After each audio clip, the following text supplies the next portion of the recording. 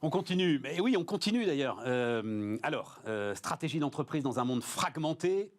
Alexandre Medvedovski est avec nous. Bonjour Alexandre. Bonjour. Président d'ESL Network France, groupe d'intelligence économique, c'est ça Oui, on est une filiale maintenant de l'ADIT, qui est l'ancienne agence publique d'intelligence économique.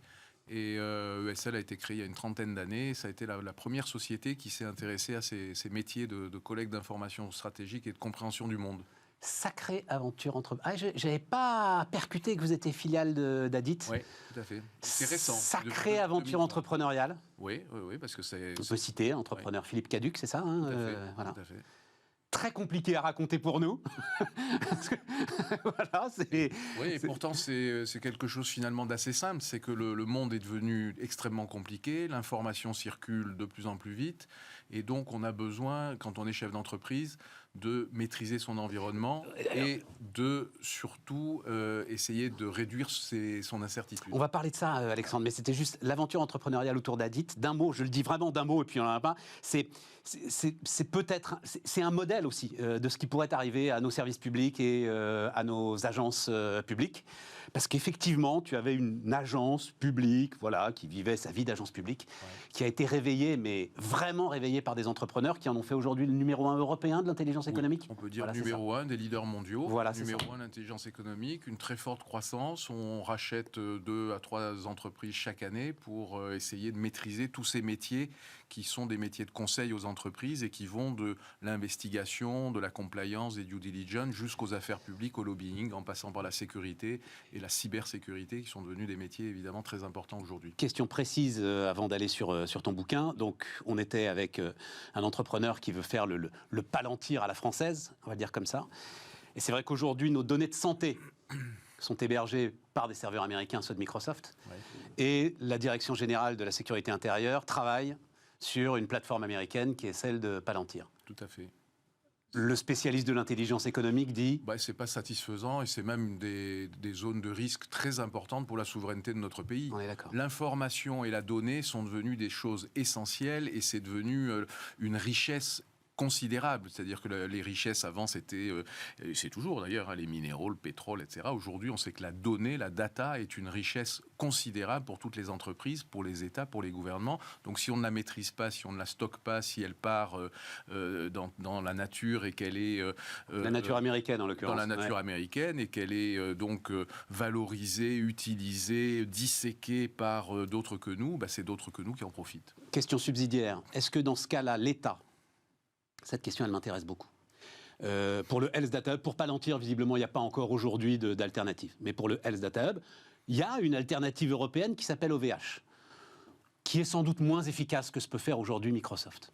Oui. Est-ce que l'expert d'intelligence économique dit le rôle de l'État, c'est de prendre un risque peut-être et de choisir la solution européenne, même si elle est moins efficace ? Alors, c'est difficile de dire ça, je ne crois pas. D'accord. Parce que je pense qu'on ne peut pas s'amputer de l'efficacité et on ne peut pas prendre le risque que les solutions de traitement de données et surtout de stockage des données n'aient pas les standards de qualité suffisants.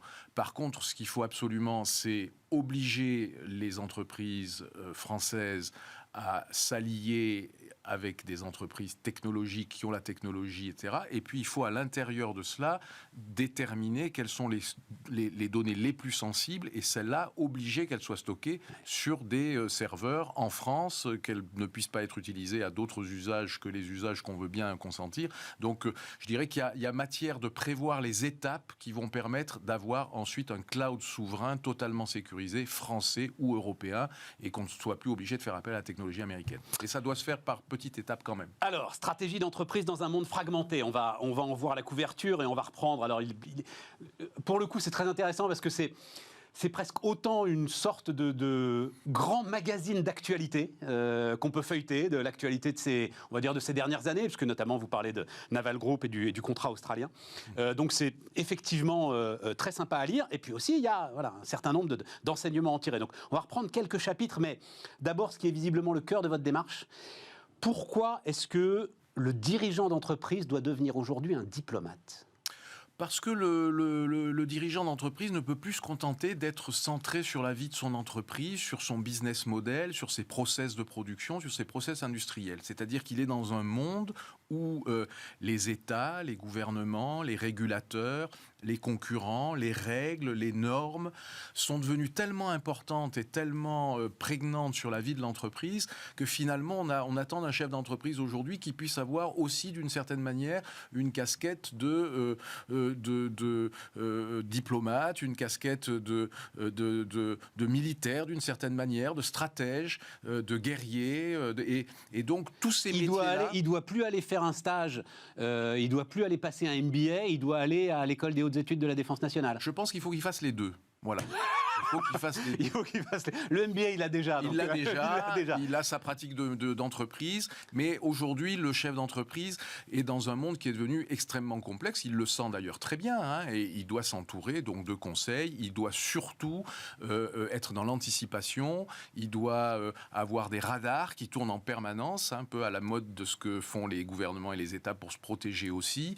Et il doit avoir des capteurs qui lui permettent de bien comprendre tout ce qui est en train de se passer autour de lui. Et dans cela, dans les modes de gouvernance, c'est vrai que la diplomatie, c'est-à-dire le fait de pouvoir négocier, de pouvoir parler aux autres, de pouvoir s'asseoir autour d'une table, de pouvoir montrer ses muscles, mais aussi être capable de trouver des zones d'accord, des zones de partenariat, c'est devenu essentiel à la vie des entreprises. Et j'insiste bien, quelle que soit leur taille. Parce que le problème, c'est que quand on est Patrick Pouyanné, on peut se dire, lui, il a déjà compris, il est dans le monde, il fait de la diplomatie tous les jours, il voit des chefs d'État, de gouvernement, il est capable de dealer. Mais quand vous êtes patron d'une PME innovante, un start-upper dans le domaine des technologies, un patron d'une boîte très emblématique que nous avons en France comme Doctolib aujourd'hui, de fait, vous êtes aussi obligé d'être diplomate parce que vous êtes obligé d'aller négocier avec Bruxelles des règles, avec l'ANSSI, la façon dont le traitement des données de votre entreprise doit se faire, de regarder ce qui se passe dans les autres pays. Donc vous êtes obligé nécessairement de vous ouvrir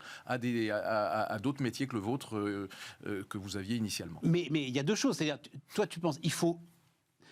Le chef d'entreprise, alors on parle grande entreprise par exemple, doit négocier quasi politiquement aujourd'hui avec un certain nombre de pouvoirs dans des pays où il est installé, mais d'une autre manière, j'ai l'impression, tu dis... Il faut reprendre les leçons des diplomates pour négocier avec ses partenaires, ses concurrents. Bien sûr. Ce sont les mêmes. Je pense que les traités de diplomatie du 19e siècle sont super intéressants à relire aujourd'hui quand on est chef d'entreprise. Et d'ailleurs, je suis très frappé de voir que beaucoup de chefs d'entreprise font appel souvent à des anciens diplomates pour venir renforcer leurs équipes et s'occuper de leurs affaires internationales, comme ils font appel à des prestataires comme nous pour les aider dans cette diplomatie-là. Quand vous êtes Orange en Afrique et que vous devez travailler dans 25 pays où les règles de régulation, les règles fiscales, les règles pour obtenir des licences, les règles pour venir s'implanter dans un pays sont différentes d'un pays à l'autre et nécessitent beaucoup de discussions et de dialogues, vous êtes obligé de rentrer dans la diplomatie. Vous prenez de trois exemples... On peut se tutoyer, ça me... très bien, non, c'est parce que vous êtes deux à avoir écrit le... Oui, je tutoie tout le monde. Moi. C'est très bien. Tu prends... Alors, il y a trois exemples dans un des chapitres. Photonis. Alors, Photonis, vous vous souvenez peut-être plus de Photonis. C'était... une entreprise très pointue de technologie sur la vision nocturne. Voilà, sur la vision nocturne. Naval Group, donc, alors là, pour le coup, on a tous suivi le contrat australien de Naval Group. Huawei, de l'autre côté. Sur ces trois exemples, les entreprises, en fait, n'ont aucune marge de manœuvre.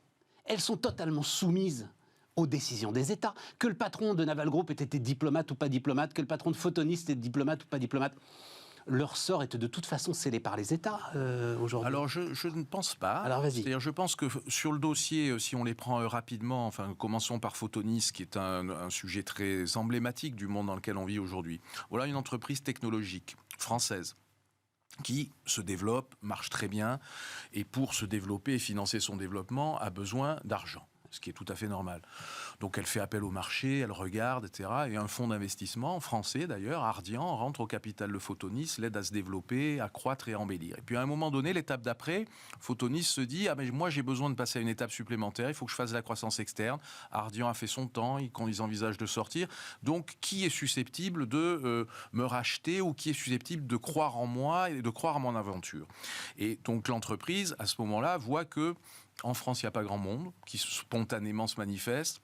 En Europe, ils ne cherchent pas beaucoup. Et que par contre, des boîtes américaines viennent la solliciter en disant « Mais venez chez nous, adossez-nous à vous et on va vous ouvrir le monde anglo-saxon, les États-Unis, des marchés importants, l'armée américaine, etc. etc. » Voilà.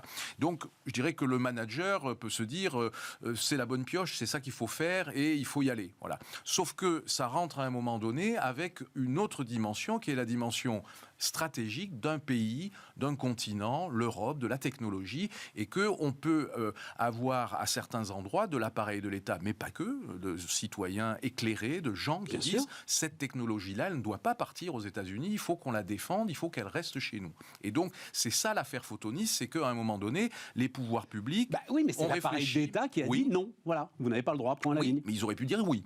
Ils auraient pu dire oui. En d'autres temps, mais c'est en ça que je dis. En d'autres temps, ils ont dit oui à l'affaire Alstom, par exemple, bien connue. C'est une affaire où, au contraire, l'État a accepté, à mon avis à tort, mais a accepté, de suivre ce que lui disait le management. Et donc, on voit bien que c'est l'entreprise qui a imposé à l'État, d'une certaine manière, une vision qui n'était pas nécessairement la bonne sur le plan stratégique. Si on se met à débattre d'Alstom, Alexandre, on n'est pas sorti parce que je suis en total désaccord avec toi. Mais je referme cette parenthèse. Si Alstom ça m'intéressera d'en discuter. Si Alstom est aujourd'hui leader mondial du ferroviaire, c'est bien parce qu'un homme très courageux qui s'appelle Patrick Cron a accepté de couper une branche qui était malade. Je ne suis pas d'accord avec ça, mais... la turbine Arabelle est revenue. Voilà, oui, c'est heureux, voilà. On y a contribué, on s'est beaucoup battu. Je me suis beaucoup battu avec Frédéric Pierucci, que tu connais probablement, qui est un ancien dirigeant d'Alstom, et qui a vécu l'affaire Alstom de façon un peu différente de celle que tu décris. Mais en tout cas, ce que je veux dire simplement, c'est que le management de l'entreprise a sa vision, cherche à imposer sa stratégie, mais ça peut rentrer à un moment donné en contradiction avec d'autres intérêts, et c'est pas anormal que ces intérêts se manifestent. Mais ce que tu veux dire, c'est que le patron peut, parce que ce que je veux dire, moi, c'est qu'à un moment, le patron, il aura beau avoir tous les talents de la diplomatie, le coup près de l'État. D'ailleurs, pourquoi est-ce que Patrick Cron cache à Arnaud Montebourg ce qu'il est en train de faire avec General Electric? C'est bien qu'il sait que si le coup près de l'État tombe, le patron se retrouve totalement démuni. Ça peut arriver, tout à fait. Mais je dirais que c'est aussi, et c'est en cela que le patron doit être diplomate, c'est que c'est aussi au patron de convaincre parfois autour de lui, et y compris la sphère étatique, du bien fondé de ses choix et de ses décisions. Dans l'affaire Naval Group, c'est totalement différent, puisque là, on est dans le cadre d'une entreprise qui est une entreprise nationale, c'est une entreprise d'État, donc adossée à l'État, et qui a remporté un formidable succès, parce qu'on dit toujours, évidemment, maintenant, on se dit, l'affaire australienne, c'est un désastre, c'est un échec stratégique de notre pays, c'est un échec stratégique de la France, mais la victoire dans l'appel d'offres est un modèle de ce qu'il faut faire pour gagner une grande affaire internationale dans un environnement stratégique très compliqué, et donc l'entreprise Naval Group a formidablement réussi ce pari-là, avec aidé par l'État, aidé par des prestataires de services, etc., etc. Ce qui s'est passé ensuite, c'est quelque chose qui doit servir de leçon aux dirigeants d'entreprise, c'est que, ayant gagné, ils ont lever le pied trop tôt et trop vite de tout leur dispositif d'influence, de tout leur dispositif d'anticipation, de tout leur dispositif d'alerte en Australie. Ils ont cru que c'était fait, que c'était gagné, que donc on pouvait un peu se reposer sur les lauriers et commencer à travailler sur l'industrialisation, les schémas, le partenariat locaux, etc., etc., etc. Et ils n'ont pas vu que les adversaires, ceux qui avaient été battus, les pays qui n'étaient pas favorables à la France, continuaient, eux, à travailler en sous-main, en sous-marin, c'est le cas de le dire, pour remettre en cause la décision. Dans des affaires comme celle-là, le temps est long. C'est pas parce qu'on gagne une bataille qu'on a gagné définitivement la guerre. Donc, il faut faire très attention à ce que tous les dispositifs d'intelligence... Je te bouscule un peu parce que le temps tourne très vite, Alexandre. C'est ça, les zones grises, les territoires ambigus. Tout à fait. Vous essayez de définir ces zones grises, ces territoires ambigus, exactement, qui gênent beaucoup les chefs d'entreprise, parce qu'il y a cette fameuse compliance là qui arrive à un moment ou à un autre où on se dit... si je franchis la ligne jaune, ne serait-ce que d'un bout de pneu, je risque de me faire rattraper par la patrouille. Tout à fait. Et pour ça, il faut l'accepter. Il faut l'accepter et il faut que nous, en même temps, c'est-à-dire des sociétés comme les nôtres, comme ESL, comme le groupe Adit, comme tous ces prestataires qui travaillent dans ces zones-là, nous soyons capables de rassurer les chefs d'entreprise pour leur dire, vous en avez absolument besoin, c'est une nécessité absolue, donc n'ayez pas peur de l'intelligence économique, n'ayez pas peur du lobbying, n'ayez pas peur des affaires publiques, mais il faut qu'on apporte aussi, nous, la garantie que nous exerçons nos métiers de manière compliante, en respectant les règles, en faisant en sorte que nous soyons parfaitement dans les lignes qui sont déterminées par aujourd'hui les législateurs et qui sont de plus en plus contraignantes. Et c'est heureux, parce qu'il ne faut pas non plus, il faut faire attention évidemment à toutes les dérives qui se sont passées avant, avec les agents commerciaux, avec la corruption, avec toute une série de choses dont il faut se prémunir absolument. Oui, mais le terme de zone grise que vous employez montre bien que c'est parfois ni blanc ni noir et qu'il faut l'accepter. Alors attends, il reste 2 minutes, j'ai forcé. 2 minutes. Elon Musk, ce sera sans doute un chapitre quand vous réécrirez la 2e édition du bouquin. Sûrement, c'est une affaire... Le gars qui fait des plans de paix avec Poutine, qui offre Starlink aux Ukrainiens... On a aujourd'hui des entreprises qui sont beaucoup plus puissantes que des États et qui peuvent rivaliser dans la diplomatie internationale avec non seulement des États moyens, mais les très grandes puissances. Aujourd'hui, la bataille de l'espace, c'est une bataille qui ne se joue pas simplement avec des États, c'est une bataille qui se joue entre les GAFAM et les quelques États qui réussissent à subsister dans cette compétition internationale. Et on verra que dans des secteurs hautement stratégiques comme les télécoms, l'espace, la connectivité, les données, ce sont aujourd'hui les entreprises qui font de la diplomatie beaucoup plus que les États. Merci Alexandre. Merci à vous. Alexandre Medvedovski, donc, stratégie d'entreprise dans un monde fragmenté. C'est pas mal pour marquer une petite pause autour de Bismart. Et puis, évidemment, on se retrouve lundi pour reprendre nos débats.